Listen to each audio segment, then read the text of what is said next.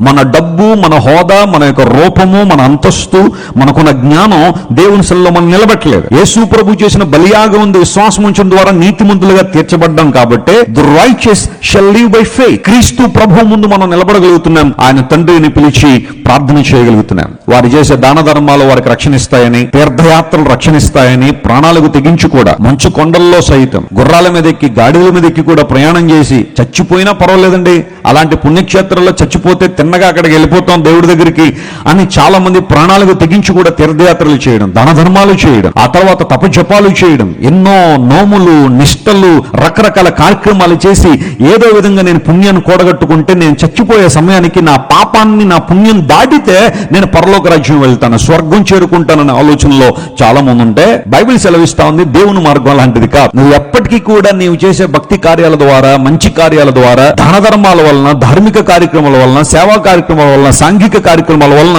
నువ్వు దేవుని రాజ్యాన్ని చేరుకోలేవు. అలా గనక దేవుని నియమం ఉంటే పరిస్థితి వేరేలా ఉండేది. కానీ there is only one way to heaven. క్రీస్తు ప్రభు బలియాగం యందు విశ్వాసం ఉంచి నీ పాప జీవితం ఒప్పుకుంటేనే పరలోక రాజ్యం వెళ్తామని బైబిల్ నిర్ద్వందంగా, నిష్పక్షపాతంగా దేవుని వాక్యం సెలవిస్తాం.